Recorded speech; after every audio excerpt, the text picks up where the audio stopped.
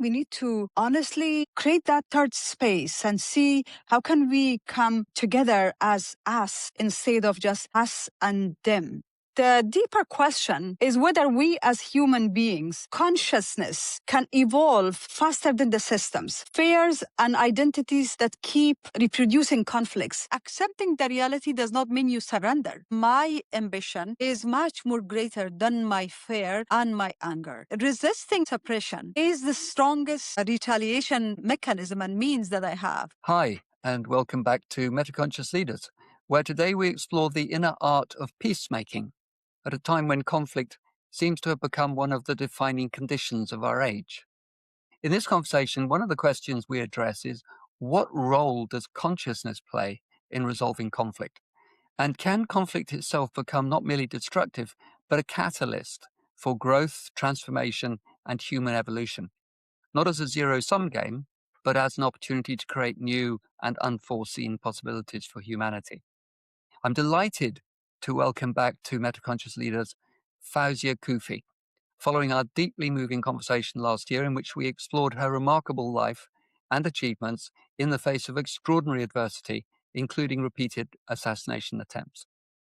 I strongly recommend listeners to return to that episode, or if you haven't heard it, to go and listen to it, as today's conversation builds upon many of the themes that we touched upon then. Fawzia brings a uniquely powerful perspective, negotiating with the Taliban during one of the most consequential geopolitical transitions of modern times, while carrying the lived experience of violence, loss, exile, courage, and service.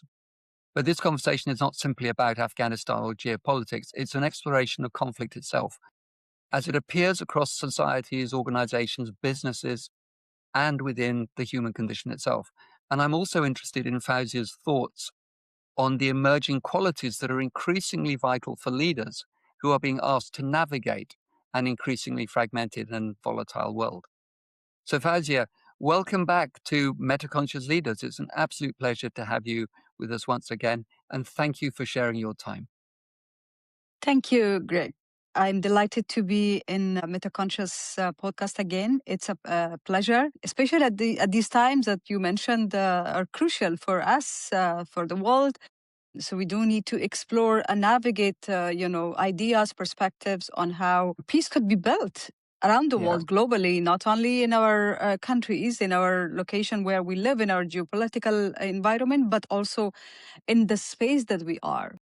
Yeah, I so agree. Fawzia, this conversation arose from a discussion that we had a few weeks ago about the extraordinary challenges that leaders face today in recognizing and responding to conflict, because whatever's happening in society is also happening in businesses. So we see many responses to conflict. Some people react, they avoid, they compromise, they appease. Yet your experience was forged in perhaps one of the most difficult negotiating environments imaginable, engaging with people ideologically opposed to you, who were even seeking to take your life. So conflict seems endemic to human affairs in politics, society, business. Yet perhaps it can also be a catalyst for transformation. This is something that I'm really interested in. What kind of insight do you feel that your experiences offer to leaders today from your experience of conflict and peacemaking? To me, conflict on the surface, and to probably most of us, might look, disagreement, polarization, argument, war over ideology, resources, power. However, deep down into the human level, conflict exists when the two realities cannot coexist. In today's world is beyond just war of, power or economic resources, war over geopolitical control or geographical control, territory. It's more than that. Today's conflict can be over identity, over existence, over, perspectives. I believe today we are living in a world where it's not only active war, but there is also a hidden kind of war of perspectives and perception that affect not only, the geopolitical territorial landscape, but also it affects our life in many layers, including in the business and what we do on daily basis. So therefore, I think we need to honestly, create that third space and see how can we come together as us instead of just us and them. That is not easy, I must say. And when I negotiated with the Taliban, although you said in the beginning that this is not just about Afghanistan, but I think our perspectives and experiences, our perspectives are shaped by the experience we go through. Yep.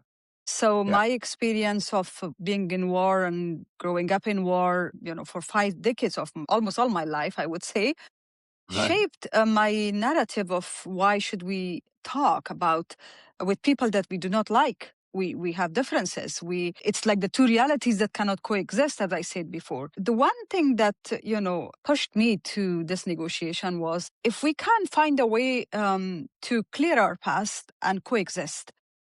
Coexistence is not easy to accept one another, but it's the essential elements of our lives today. And so conflict is becoming more complex, so many different layers, so many different elements to it. And whereas perhaps in the past they would arise at different times, now so many of these issues seem to be arising simultaneously. So you seem to be saying that the nature of conflict is changing. And that being the case, what are the demands, or what qualities are now demanded of leaders who are trying to navigate consciously and constructively that kind of landscape?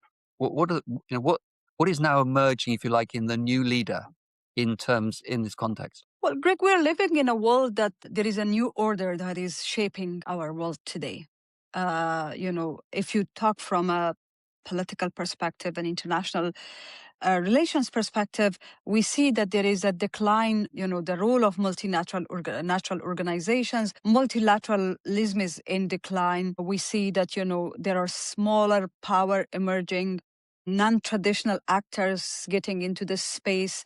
Previously, for instance, the UN Security Council would play an important role in mediation, peace in conflict areas, in conflict zone. But now we see that there are, smaller countries that are emerging, different methods of peace building. The AI plays an important role in terms of survivor-centric peace and mediation. All that being said, I think a sustainable conflict resolution, be it at the state level for resolving an active war and conflict, or resolving a dispute, a difference, making the environment where you work, be it a company that you own, a business that you own, whatever you own, make that environment an environment where everybody feel belong to, connected, and does contribute meaningfully, requires the leaders to, first of all, be open to facing unexpected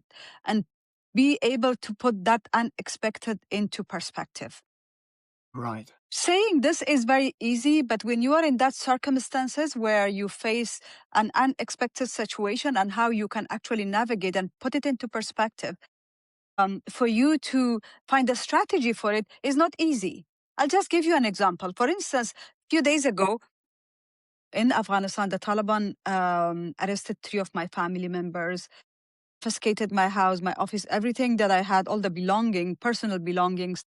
It was so unexpected because my family members lived in Afghanistan for all their lives, and including the changes that happened after August 2021, they choose to live in Afghanistan. And I never assumed that they will be arrested just because of the affiliation, the blood relations they have with me, something that they didn't choose, right? Most of the differences, all the two realities I mentioned before that cannot coexist, are things that are beyond our control. We cannot choose. We don't choose our identity. We don't choose our, for instance, gender. These are things that are given to us. We need to be able to accept it and live with that. So when they arrested them, I was in a situation of like turmoil. I was facing enormous tension and pressure that I did not even expect. So for 2-3 days, as a human being, naturally so, I was lost in ideas and turmoil.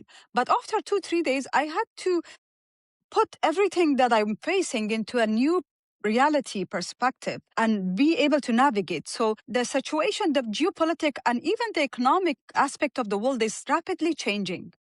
We have just seen it in the Middle East conflict, how the Middle East conflict has multi-layers affecting not only our economy and our life, but also our economy, the global economy. So we are living in that kind of life. How we are able to put things in perspective rapidly and navigate strategy requires leaders to be open to this kind of, unexpected environment. This is the first thing. Second is, I'm not asking or I'm not recommending anybody to disassociate themselves with the past, because of course our past builds who we are, either inspire us or impact our perspective and what we do. However, clear your past. Without clearing what we have, the baggages we have. If you're a business leader, for instance, and you are stuck into a situation where you have to decide and move forward, but you cannot disassociate yourself in a way that you cannot clear your past, you will continue to live in present with the baggages. So clearing your past is important. Be able to adapt rapidly, because as I said, the world is changing rapidly. And listen. Listening is a skill that not everybody has. We often listen to reply. We often listen to prepare ourselves to counter. We don't listen to I agree. listen to be able to navigate the person's perspective, the Or other to person's understand. perspective, or to understand, exactly, to understand and understand the perspectives. Not necessarily agree, but understanding is important. And also in the field of business, I think the crucial aspect of our work is to be inclusive in our atmosphere. Sometimes, as I said in the beginning, we're living in a world where there is a war of perceptions. We have so much misunderstanding about one another. And that's why we cannot put the two realities to coexist. Being open, navigating perspectives, and strategizing your challenges into an opportunity, it's not easy, but it's something that, we have to do. We do not have options when we are in that moment of turmoil and change. I want to come back to some of the points you've mentioned there, Fawzia, but can we take a back step a moment and just focus for a short time on the nature of conflict itself? There's a lovely saying that comes from the Course in Miracles, which is that there is but a thin veil between mild impatience and raging fury. Yeah, Yes, conflict happens exactly. across a whole spectrum, and is it? I mean, I think that to some it's healthy disagreement and creative tension, through to others who think that it shouldn't happen.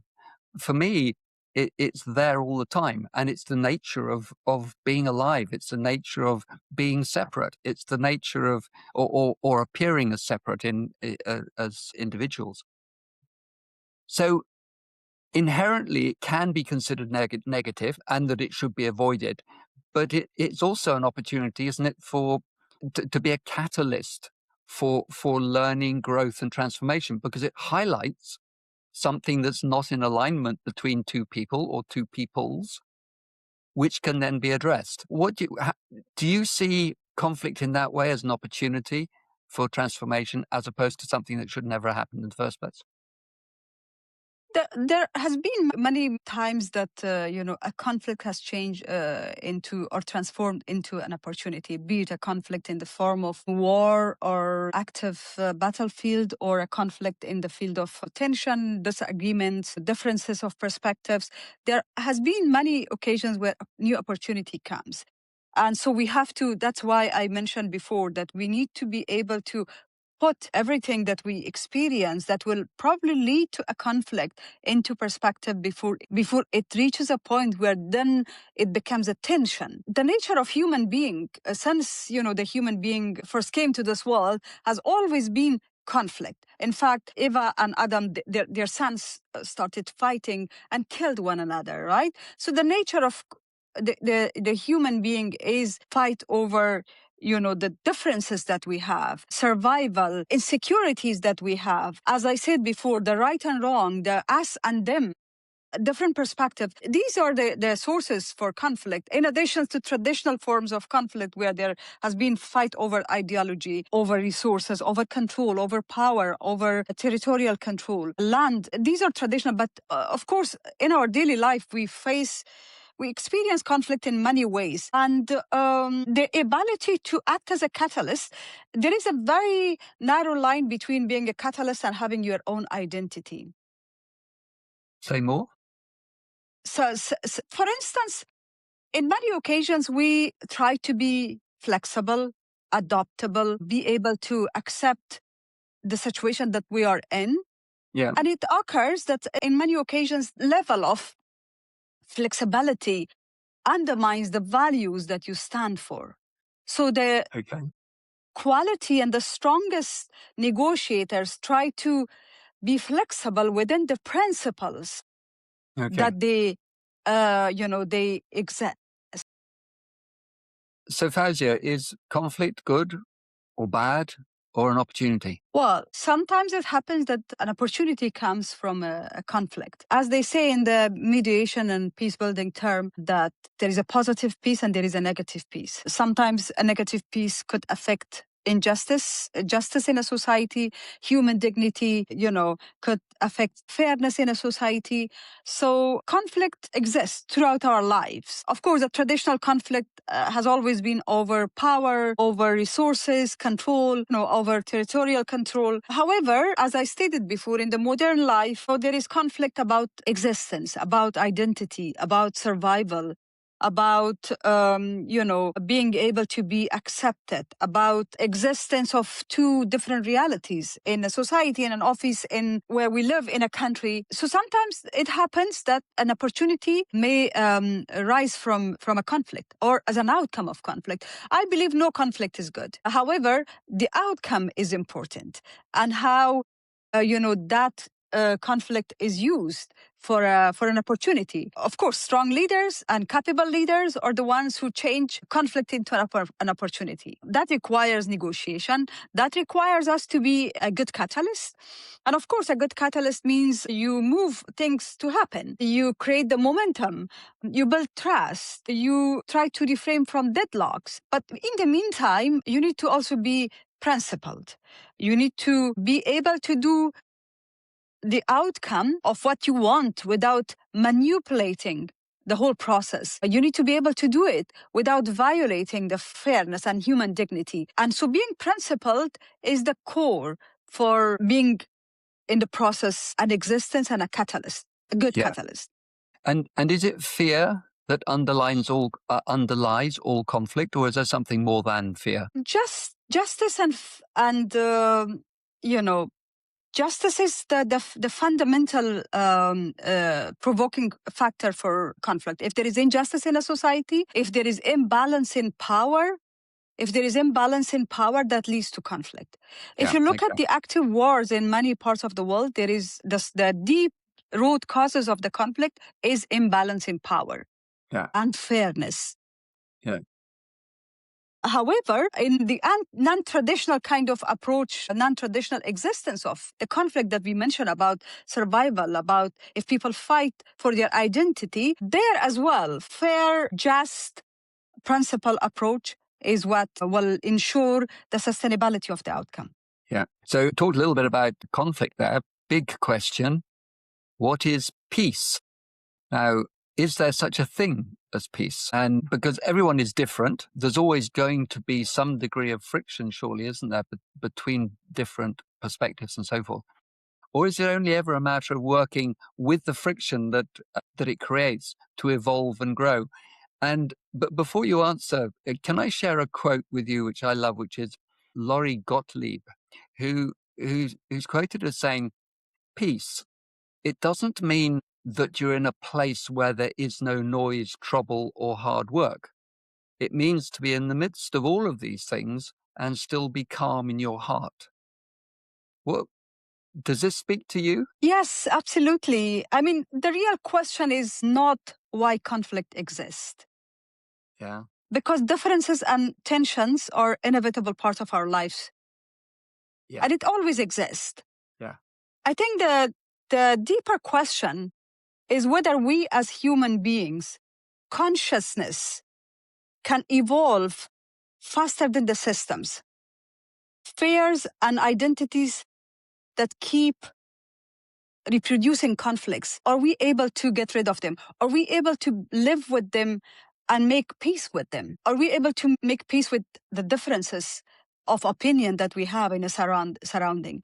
Are we able to accept one another with the differences of opinion? Because most of the time, peace also could be negative peace, especially in the existence of, active conflict, when the two sides just want to end conflict, to have a political, agreement, the outcome might end up in a negative peace. And this is what exactly happened in Afghanistan, because core principles of what we mentioned before as a catalyst, you need to ensure that there is fairness, that human dignities are protected, that principles of inclusivity is protected. These are like very difficult terms to achieve in a peace, because in a peace or conflict resolution process, because most of the time the mediators want to just end human sufferings and killings.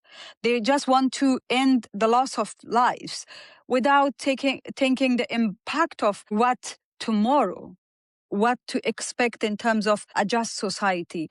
And so that's why sometimes it could end up in a negative peace. That's what happened in Afghanistan. There is not so-called active war as it was like 5 years ago, but it's like a silent tsunami of humans' dreams. It's like a graveyard of human beings' dream, especially women's dream. So are we like talking about a peace which is just the absence of war?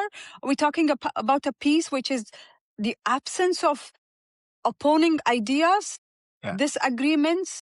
Or what happens in so many cases, and I think you're describing this here, but I think it's very much the case in human affairs and in businesses and so forth, frozen conflict. And in relationships, it's frozen conflict. So it's neither one thing nor the other, is it? No. And you need to be able to give people the space, the chance to express their views, even if that views are conflicting to what you believe in, and live with that. As a business leader, for instance, if you have people in your offices that, they have a different identity, they have a different belief, and the environment is in a way that it's suppressive, that those ideas get suppressed, eventually they will turn into a tension. So can you create that environment where people would come and talk, even if it's a small meeting? You don't need to always focus on the revenues that you create, but sometimes give your company a time where people will come and talk about their experiences, about the food they eat, about, I recently realized one interesting experience. We Muslims, we usually eat halal meat in our own, that's our kind of religious aspect of our religion. I noticed that in the Jewish as well, there is a food that, they, in their own term, it's halal. So, but the war of perspectives, I didn't realize that until, I was exposed to such a multicultural environment. So multicultural acceptance of the differences in a society will avoid the tension that will lead to conflict. But as leaders, are we able to listen to one another and accept that you can have differences of views? That difference of views does not need to be a conflict, that does not need to lead to a conflict. And you're allowed to express it. Most often as leaders, we also give people the space to express their views. However, then we take it personal. We go to revenge. We go to deep down tension in our heart, in our beliefs. So it's not a healthy conversation. A healthy conversation, a peace, as you mentioned, is accepting the fact that we live in a world that not only two realities exist, more than two realities exist. And the best, and that's what democracy offers. The best is you present your best version to be accepted, to be agreed by majority. Yeah. And I love that quote because that made a distinction between busyness and differences of opinion and peace on the inside, because our actions, don't they? Our actions as a leader, as a peacemaker, and we'll come to this in a moment, if our inner state is one of conflict, is one of anger, is one of revenge, then that's going to inform our actions as well, and how we respond and react even within situations. Does that resonate with you? Well, I actually believe, Greg, that anger and frustration is part of someone who comes from conflict zone or even conflict environment, be it in the office or, country where you are born or environment where you grow up. Anger and frustration is part as I said, inevitable part of our identity. But the moment we have that in that environment, that healthy environment, to relieve our, to get rid of our frustration, that's the environment that will contribute to that. But suppressing our anger just because we want to look good, anger is a natural human desire, I would say. I agree. But we need to be able to also, when we talk about coexistence and accepting two realities, one of the things that in coexistence is accepting the person as it is and being able to accommodate, that character as it is, that person as it is. Because I believe most often if we pretend that we are not angry, we are not frustrated, that we are not passionate about what we do, then means that we actually do not have the skin and the bone to go through what we are supposed to go to face what comes on our way. What comes on our way shapes our character, and most often it comes with anger and frustration. And I see it very natural element of any human being's character. So how Fawzia, do you manage your anger and frustration when you're in a peace negotiation? What do you do with that anger? It's a very difficult part of my life and work in negotiation because, of course, we're living in a world where, our perspectives are also affected by media and social media. You wake up in the morning and you end up, being bombarded with messages, with social reactions against you or in support of you.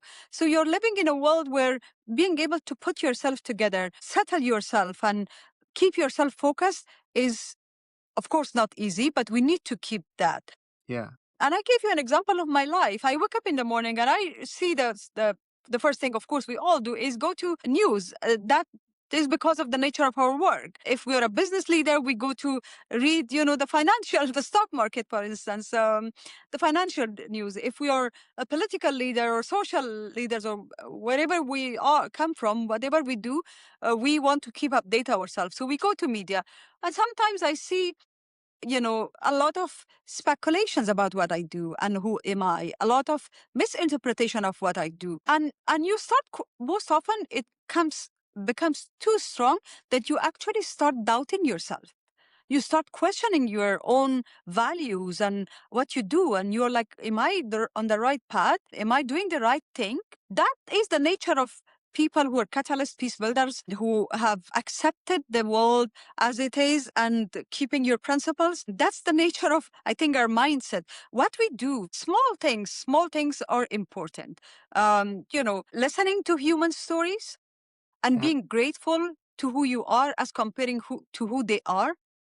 For instance, I'll just give an example. When this happened in Kabul, where three members of my family were arrested, like 3 days or a week or so later, a former member of parliament, who was a colleague of mine, he is now in prison for whatever reason in Taliban prison. His son was killed in Kabul by unknown armed men, and they only released him to go to the funeral of his son for a few hours and come back. And we were talking at home, exploring this with my daughters, and we were like, we must be very grateful because there are human beings that actually go that kind of experience undergo.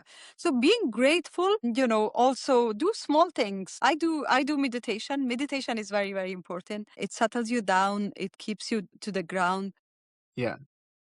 Listening to human stories also is very important because the storytelling has a power that actually can change your perspective. So this is what comes across to me very strongly with you, Fawzia, which is that for all that there is anger and frustration and so forth, which comes as waves as events happen, just like the one you've described recently with members of your family in Afghanistan. When we act out of anger, it normally, provokes more anger on the other side. But you find a way of going through acceptance, gratitude, understanding, to then find a place that's much more, where there's greater calm, from which you're then able to act in a constructive way and work with people or work contrary to people. Yes, you put it in That a is much beautiful more way. powerful.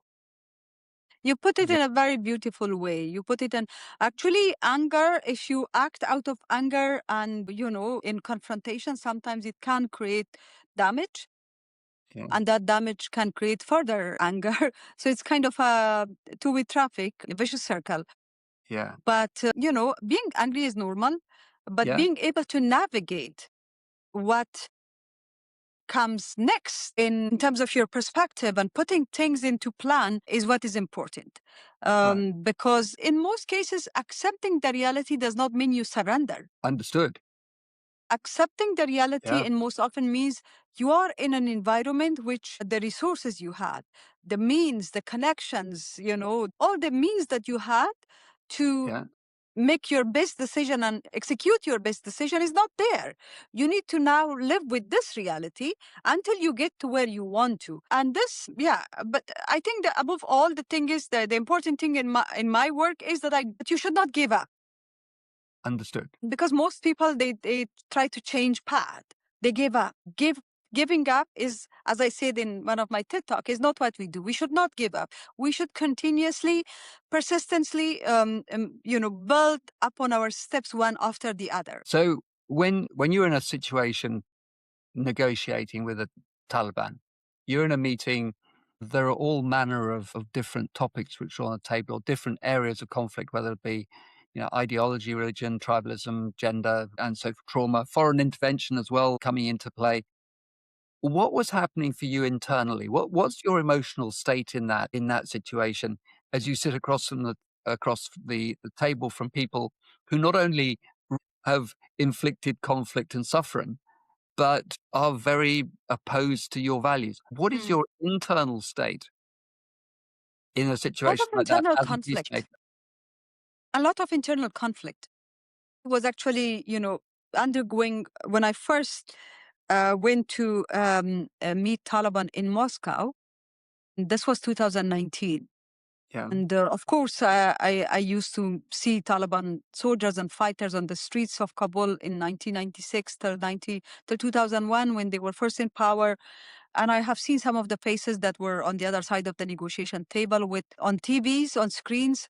yeah, But to be able to be with them in the same room. And as you said, not only that due to their deeds and actions, I lost my loved ones, dear ones, my university professor, people around me, many, many smart and intelligent people, beautiful souls that I lost. But as you said, I mean, I was shot. What was the disturbing part of all of this was that I was facing somebody who did not even believe in my existence.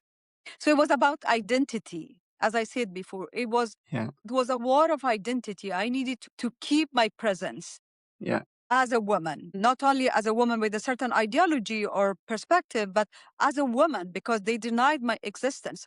It was quite difficult for me to enter the room. So when I actually came close to the entrance and I saw people were sitting on the other side of the table and I wanted to put my first step into the room, I actually stepped back and I was like, shall I enter or not? I was thinking, and it was a moment of a storm of ideas and experience and what went through my mind at that time. But then what triggered me to enter the room was that, I have a responsibility. I came here to represent women and girls to a group that do not believe in our existence. So when it's a matter of your identity, then you need to even be stronger. And I said to myself that they do not actually believe in my existence.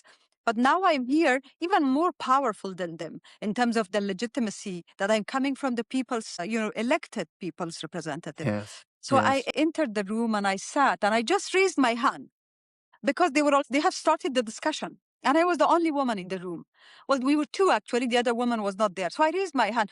I did not know what the agenda was. I did not know what the conversation was because usually in these kind of peace negotiations, people don't go prepared. A part of the trust building is you go and you start with easy discussions to build the trust and kind of warm up the room and prepare the ground.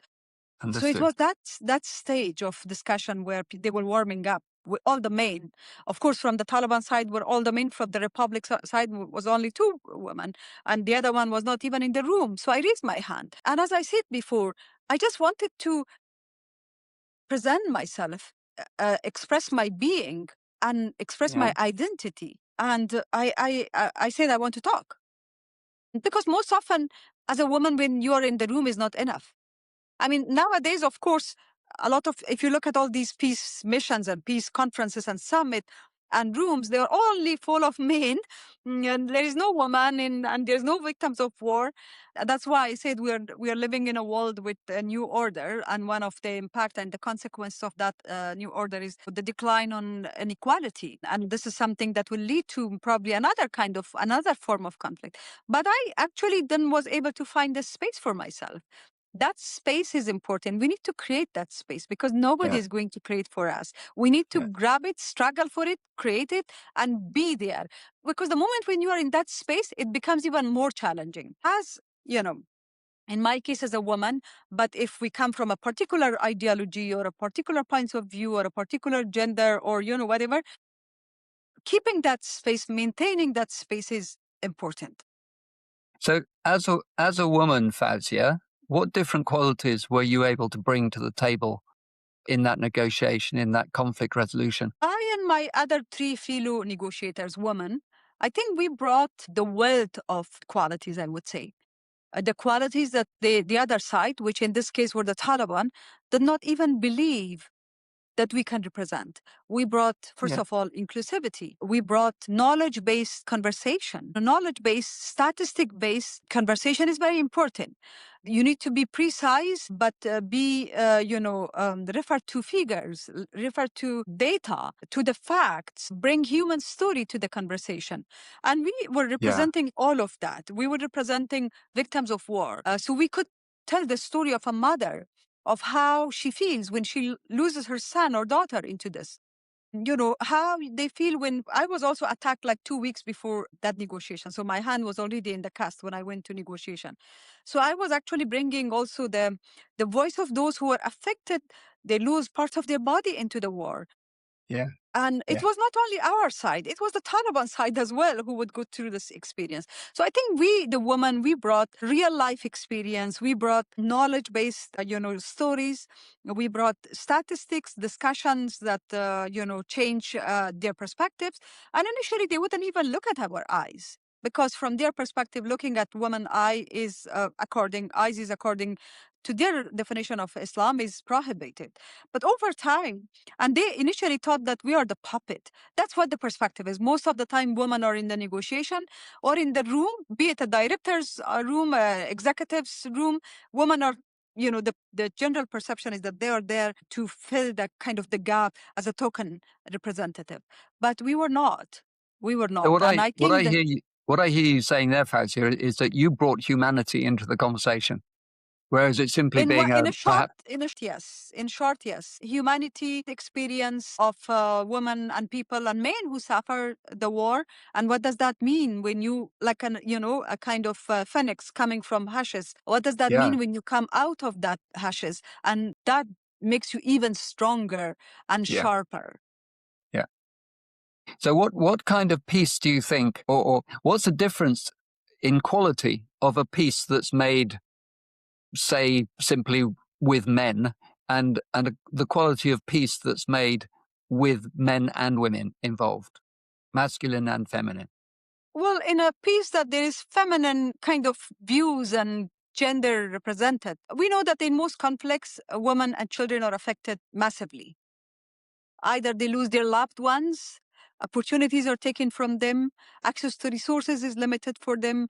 They suffer as a consequence of a conflict in the form of poverty, lose of job, losses of opportunities. So in many ways, women and children suffer in the conflict. So they're actually the major, kind of recipients of a positive peace.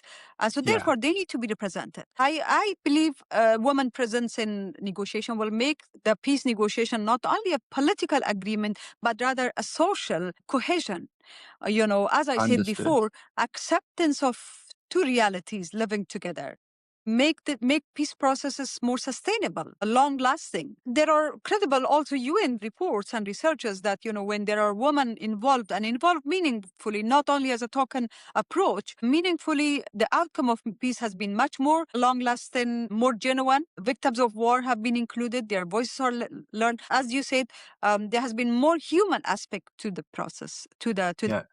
If you were advising or talking to a leader going into a conflict situation, what would be the internal qualities, or what would be the preparation that you would recommend a leader consider before going into an intractable conflict situation? Greg, in my situation as a woman, I needed to really start preparing myself from my outfit, because as a woman, people do not look at the quality of the conversation you offer on the table, but they also look at you as a woman. They look at your color of clothes, they look at your outfit, they look at the color of your lipstick. So it becomes, as a woman, it becomes very personal. So I needed Right. to prepare as a woman, prepare myself also in terms of the outer looking of a peace negotiator as well. Yeah. But things, the qualities that, when you go there, inner strength to be able to face a situation where it might be extremely disturbing in terms of very conflicting views. So that strength and the calmness that, I will go to this negotiation and I might hear things that I have never heard, or that it might be even sometimes extremely personal, but I need to accept that. So that inner meditation in terms of inner preparedness, you need to prepare yourself, your soul for that. This is the first thing. Second is trust building. Start from things that are easier to build the trust and warm up the rooms. Some negotiations, they try to start from the major difficulty or opposing views. I believe that we need to also, given different contexts, we need to start from things that are easier to, create friendship and then create allies that way. Yeah. Creating allies is very important. Being able to be flexible, but keeping your principles Yeah. is important.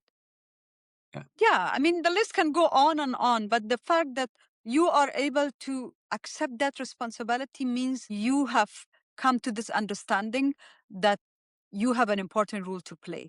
And that important role to play comes with a huge responsibility, and you're able to carry that responsibility. That responsibility comes with flexibility, being principled, being a catalyst of fairness and justice. That's not easy. I would say not all the negotiators have all the qualities. And when it comes to negotiation, I don't mean all the active conflict peace mediators, but negotiation means conflict in an office, conflict in our work environment, or even in the family. We need to be able to talk and resolve our conflict. And that term of resolve is also very broad. Like resolve, what do we mean by resolve? Do we Yeah. mean that I accept what position you have, the differences Yeah. of views you have, and I still would like to live with you or work with you with that difference? Or resolve mean I don't let you further pursue whatever ambitions, beliefs, or agendas you have. I don't let you pursue that, but I live with you and I work with you. So that also, we need to define, what does that mean when we say resolve a conflict or a Yeah. disagreement or a dispute? And you mentioned their soul. You must prepare your soul. So that for me takes my thoughts to faith, to something fundamental, some bedrock of belief that underpins my whole being. Is Yeah. that how you were meaning it? Exactly. When I was talking with the Taliban, there were moments that I was feeling so belittled, so nobody, listening to them, to their views about women. And I was like, I could see myself being angry across the table. And that's why I think being angry and being frustrated is okay. Yeah. It's part of a human nature. Yeah. If you're not if you're indifferent towards what you see and what you hear, means that you do not have a principle to react to. And I was coming to my room, because the whole negotiation was happening in a hotel.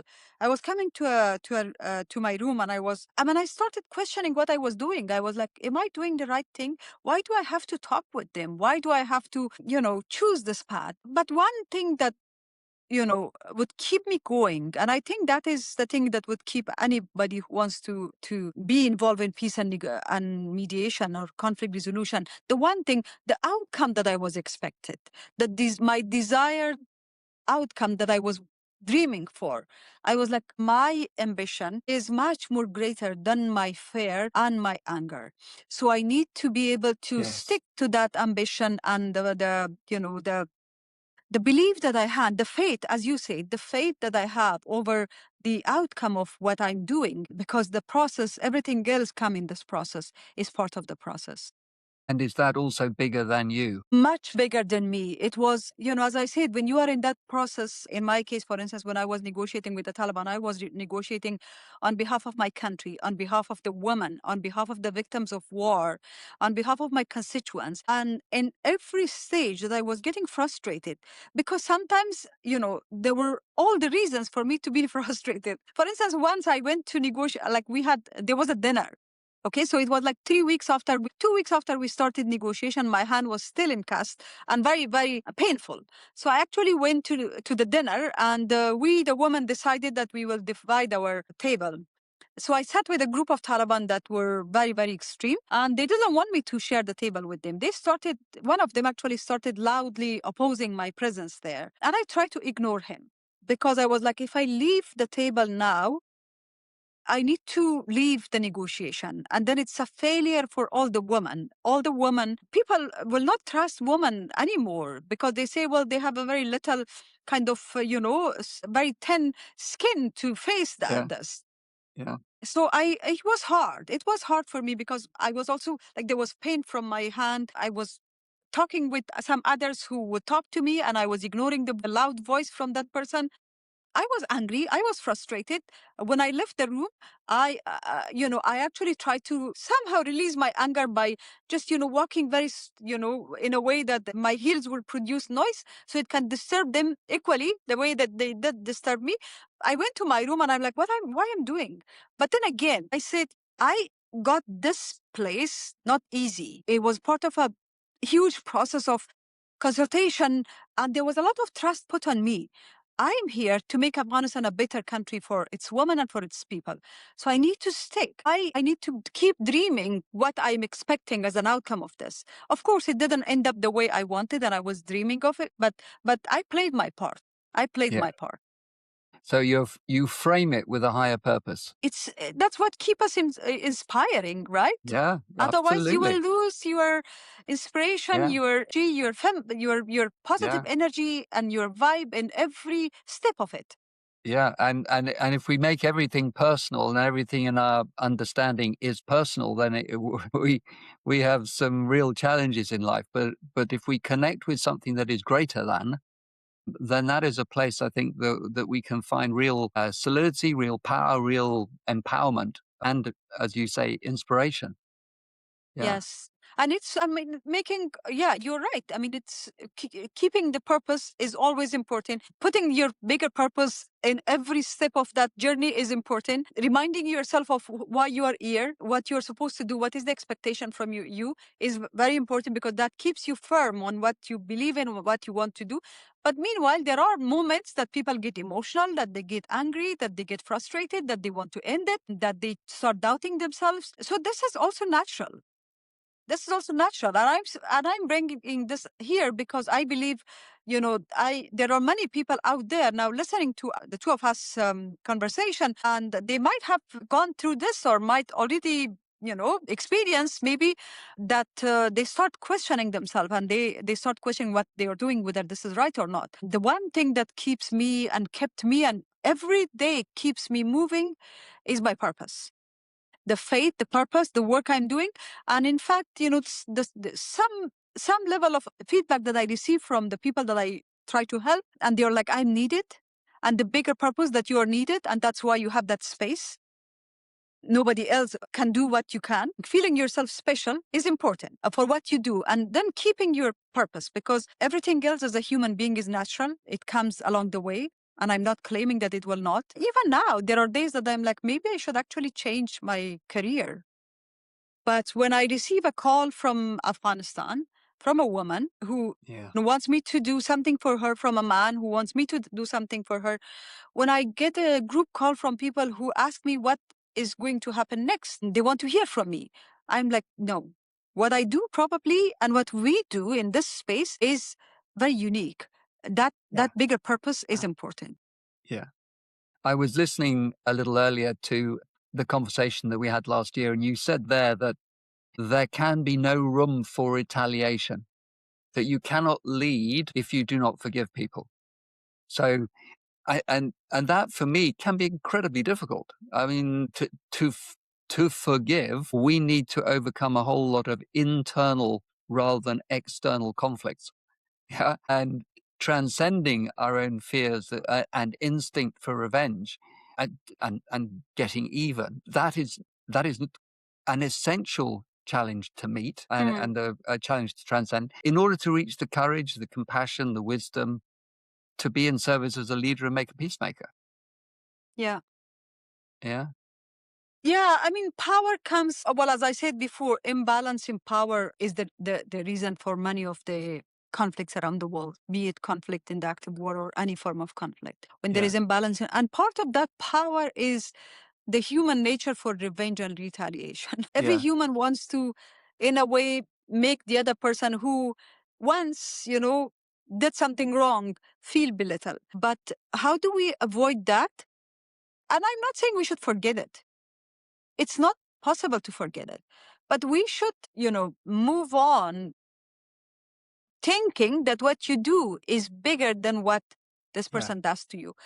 Yeah. When this, and it's my lived experience every day. When this happened, when they arrested my family members in Kabul, and when they were released, I actually asked them, and they told me their stories about how they were tortured, etc. And one of the family members told me the story of how he was beaten up. And when he explained, all of the three people are very dear to me, but this particular person is very dear to me. When he explained that the way that they were beating them with guns and weapons, for a moment I was like, how should I retaliate? How should I revenge? Yeah. Yeah. What can I do to replace the anger that I have now? How can I compensate for my anger? Yeah. Because the whole thing was going in front of my eyes. The whole scene was kind of imagining itself again and again. And yeah, after a few days, now that things have a little bit settled down and the dust is no longer as dusty as it was 3 weeks ago, I start thinking about my retaliation strategy because More calmly. the nature of our human being is that we want to do things that were done to us. We want to react. We react, and sometimes our reaction, we want to be very strong so the other person can feel the pain. And I said, you know what? Maybe what I do by speaking the truth, by resisting the suppression, is the strongest retaliation mechanism and means that I have. Because if I go to their level and do what they did, will make me one of them. Yes. And they want me to be one of them. Yeah. Because a lot of But what you do, Fawzia, a lot of the peacemaking that you do can sometimes look like failure, I suspect. Insofar as you've been working for peace for however long, and yet is there peace? Do you ever look at what you do and think this is a failure, or do you look at it and say, well, actually, it's not a failure. Things have evolved, things have changed, things are better than they would have been had you not been doing what you've been doing. I don't believe in failure or success. I just believe that, the times change, the outcome of what we do change, the I like it. expected outcome changes. Yes, for me, the struggle was to be on the table during the negotiation, be able to express myself equal right holder with the Taliban. I achieved Yeah. that. And I don't know if Yeah. that was a success or that was a part of a process. At some point, at certain point of our history, that was what could have been achieved. The outcome did not end up the way we wanted. And then, for 5 years, we are seeing a different experience. So, yes, probably in many occasions in my life, I did not achieve the outcome that I desired. I struggled and I strived for it. But I'm a hopeful person. I mean, can you imagine if I was not the hopeful person that I am? I mean, every day I should just quit and I should just leave and I should just go and start a different career. So Yeah. I Yeah. think, I think it's just a time. Time will respond to many things that we wish to happen today. It doesn't. We just need to be patient. We Yeah. just need to. I mean, 5 years ago, nobody could imagine that the Taliban will one day even become weaker, and people talk about their Yeah. collapse. But Yeah. today, a lot of people, including the very dear friends of Taliban, talk about the possibility of collapse. So I'm hopeful. I'm hopeful that at some Right. point, some things that was failure for me or success, maybe time will prove it otherwise. Brilliant.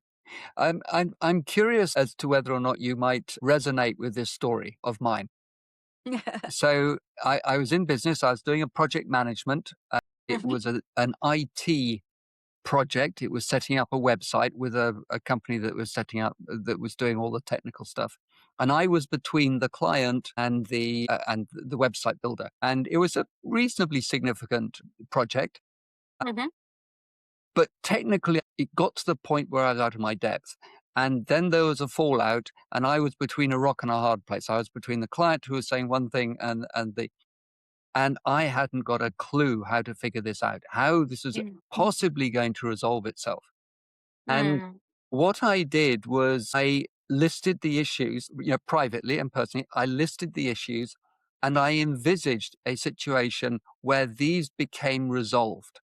I didn't know how they could be resolved. I hadn't got the technical knowledge or the understanding in that area. It's not my field of expertise, but I knew what we wanted and I meditated on it and I drew pictures about it and I created a small little vision board on it and I embodied that anticipation and that expectation of a harmonious outcome. I Mm. arrived at the technical company, at the web building company, to meet with two people. There Mm. were 8 people in the room, and they all had very severe faces. It's like Mm. everybody had got together because they're not giving an inch, and this guy Greg was going to have it. And I held in my mind that whole positive outcome, and Mm. one by one they left the room until I was left with the one person who was my contact, and Mm. magically Mm. everything was resolved. And Yeah. so my question is, do you, in my view, I feel this, does it resonate with you that the impact that leadership consciousness can have on outcomes is profound? That the quality of It's presence, the quality of attention in situations can influence outcomes. absolutely. I mean, it's a fantastic way of putting things in a perspective in a way that, the invisible power, as they say, the invisible power of subconsciousness. It's, when you really put all your energy towards, in your belief, in your thinking towards an outcome that you desire, on the way throughout the day in your process, there might be points at time that you do not see the outcome that you have put all your energy and, the envisioned outcome, Yeah. but trust that this will come. And it resonates to my life every day. Every day. When I mentioned the arrest of my family members, maybe this is the most relevant experience that I want to share. It was 1 week since they were detained. I almost exploit all my contacts. I exaggerated them. The media and social media was, of course, in my support for their release because they were innocent people. They closed, they have taken over my house. They seized everything that I had. And I was in a hurry to have a positive impact. It was a Tuesday. I woke up and I called everybody. Either the people were not responding the phone because I just wanted a response in terms of what to expect next. Are they going to take them to trial, court, still keep them in the intelligence, And I was, of course, under pressure from their family members, not under pressure in a way that the family members were their immediate family members, like my cousin, etc., were extremely supportive. But still, still I was under pressure because I Yeah. was feeling guilty Yeah. for what happened to them. So one day I started the day and I was expecting, like, I put all my energy to the outcome that I was hoping. And I called so many people, nobody responded the phone, and I was completely disappointed and I had my notebook like this. I put, what should I expect if this Yeah. continues like this? Yeah. And what is the outcome that I want? What should I expect? So I actually draw everything, the worst case scenario, the things that I did not expect happen so far, and the worst that might come after that. And the worst was if the court decide that they will be in prison for 20 years, I don't know what not. And there was a young boy among them. He was 20 years old. He's my cousin. And he basically grew up in my family. I was more, worried about him because he was a university student. And I was like, is he going to spend his rest of life in the prison? And how long it will take for the situation to change until they get released? And of course, like I put every worst case scenario and the best case scenario that, today they get released. And I was nobody. I was feeling so down. I was like, I was completely empty inside. And I think that's very natural when you feel that. I did not even want to talk. I called my daughter, my elder daughter, and I said, this is the situation. I explained all the details. I said, this is not answering my phone. That's what's happened. My update and all of that, all the details. And I said, I don't know what to do. She said, well, I think, Mom, you should give it the time today. You don't need to do anything. Just put your energy, bring your energy and your faith. You don't need to do anything. Yeah. Well, I just listened to her because I didn't have any other option. Yeah. I listened to her and Yeah. I went to, home and maybe around 4 or 5, the wife of one of the detainees called me. I didn't really want to answer her phone because I knew she wanted an update from me. And I said, can you put a message? Because I didn't have any update. She said, it's urgent. You need to answer. I answered and she said she received a call from the Taliban to bring her ID and guarantor, somebody that will guarantee that you're not going to do whatever they were doing. I don't know what they were doing. But anyways, they usually take guarantee before they release somebody to release your husband. And I said, are you serious? Sometimes you just put your faith, do what you can, plan best and worst case scenario. And I think time will respond to the rest of it. That's so it this comes back to faith. It comes back to, an underlying theme, a core theme within metaconscious leaders, which is that this is not a physical universe.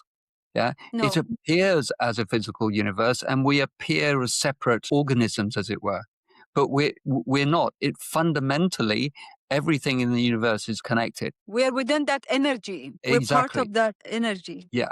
And the physical world is an expression of consciousness. So we can Yes. operate at a physical level, which is very transactional, but we can also operate at a spiritual level, at an energetic level, at a level of higher consciousness, where it's manifestly the case that things happen, effects are notable, and science shows it. Experiments show it all the time. It's just that within our normal discourse, it's not accepted. You start to talk about that kind of thing and you tend to be dismissed as being woo-woo. And yet there is plenty of science that is measuring effects which previously would not have been considered possible. Yes, and as I said before, if we are living in a world where we want our desired peace to exist, that desired peace means the two realities, the consciousness of the soul and the energy, but also the science, believing in the science. So the two realities Yeah, exist. correct. How do you utilize one of the two realities or both in this case Yes. to pursue what you do is important. I'm not dismissing the science. In fact, I'm not dismissing the energy, the conscious mindfulness of what we believe in, what we fight for, even if the outcome is not very clear tomorrow. Yeah. It's not like a project plan where you design something and you get the outcome because the universe that we live, sometimes if we're part of that energy, the energy interconnects to one another and we are into that, we were flown into that, we're part of that process. So it might not get the outcome we expect tomorrow, as sometimes science proof it, and it often gets to that level, but we just need to keep our faith and keep fighting for what we believe in. Yeah. One thing that I'd like to go back to on negotiating, when there's an imbalance of power, how can you have a negotiation? How can genuine negotiation take place when there's inequality in the room? It's a very, very important, it's $1 million question, because most of the negotiations actually happen in an environment of imbalance. The reason for that is that the conflict is because of the balance in power, or rather the imbalance in power. How do you create that, balance is an important question. In our case, for instance, we are probably not balanced in terms of military power as the Taliban are. We are not probably balanced in terms of resources as the Taliban are. But how do you create that balance, or the fairness, I would say? You create allies, you embolden your principles, because those principles are important. Sometimes, when I think of our fight, I'm like, we're fighting a power, which is the Taliban. As women, in our own way, we fight with them, that they claim they have defeated NATO. They claim they have defeated the United States. That's what they Yeah. claim. They say, Yeah. well, you defeated United States, we defeated NATO after 20 years. So I'm like, how much do we have to lose into this in order to create that desired environment? So we are in a very unequal kind of environment of struggle. But what we do have is that what they don't have. So we should not undermine the things, the small things that we have that will lead to imbalance. We have very strong principles and values, and we are fighting for our values. And our values are our weapons. We do have strong allies. We do have, and it's important to create that allies. And we need to use the 21st century tools. We need to use media, social media, get our messages across, create non-traditional allies, mobilize, business experts, civil society, human rights institutions, universal declarations of human rights, etc. We need to use whatever means that is there that could create partnership with us. That partnership is important. And also like your principles, your values, what you fight for is important than what, create that balance between the two. Because in our case, for instance, by no means that we are fighting in a balanced kind of struggle, because they're controlling Afghanistan. They have more weapons. They have billions of dollars weapons left to them from Americans. And this is the case in most of the conflicts. One, the superior power has more resources, more money, more, control, more military machineries. The other one does not. But you have a moral stance and a moral landscape on which your power is a counterbalance to all of that, and Exactly. with time it sustains itself. Yes. Prevails. Yeah. Justice prevails, as they say. Yes. Yeah. Because it's not simply a physical zero-sum game, is it? No, it's not. When you are in that room and when you want to fight for justice and for peace, and we defined what does that peace mean, it's not about who holds more machine guns and who holds more money or more resources. It's about who is standing on the right side of the history, so to say. Yeah. And these days, standing on the right side of the history requires guts. Yeah. Yeah. And an ambitious leader to have that courage to stand on the right side of the history.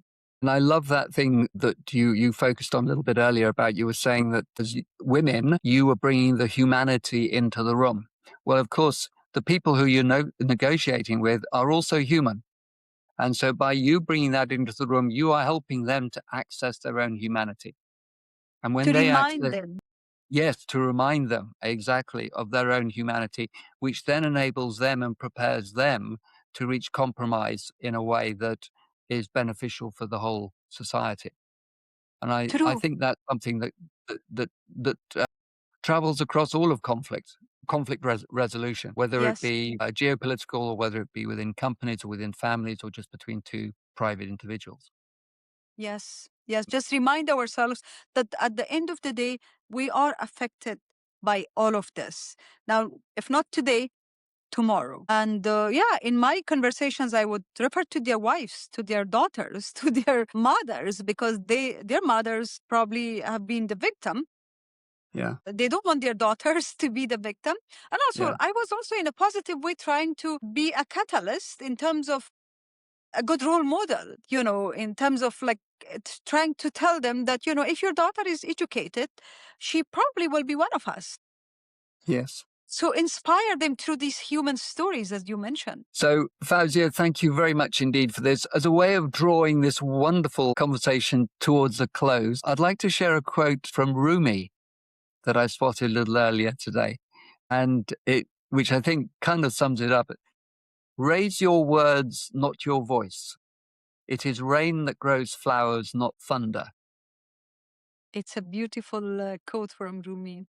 Yeah. Yes. And that actually resonates with what we said before. It's not the number of guns and machineries that you control or jets or fighter jets. Or how much land you control. It's the hearts that you need to win. That's right. That matters. That's the perennial bit. The guns and the aircraft, and they all end up by decaying and rusting and falling apart at some point. But the human spirit prevails in the end. Yeah. Yes. A last thought or suggestion or tip or technique, Fawzia, would you leave with us as leaders in business facing conflict, needing to recognize conflict, because recognizing conflict is quite an important element, and a lot of the times we don't recognize it. but how to recognize conflict and then do something about it in terms in terms of resolution. Any final thought or technique or tip that you would leave us with? Well, as you beautifully said, that we cannot avoid conflict. Conflict is the inevitable part of our lives because differences, tensions, anger, frustrations, disagreement always exist, and it has existed throughout the human history. However, the important question is how human beings, or whether human beings conscious, can evolve faster than the systems, fears and identities that keep, reproducing conflicts. How can we evolve around that system that stop producing? How can human being respond to that is Yeah, important. yeah, brilliant. Thank you. And finally, Fawzia, how can people support your work? Where can they contact you and find out more about what you're doing? I have a website which comes with my name, fawziakoofi.org, and it's Yeah, one word.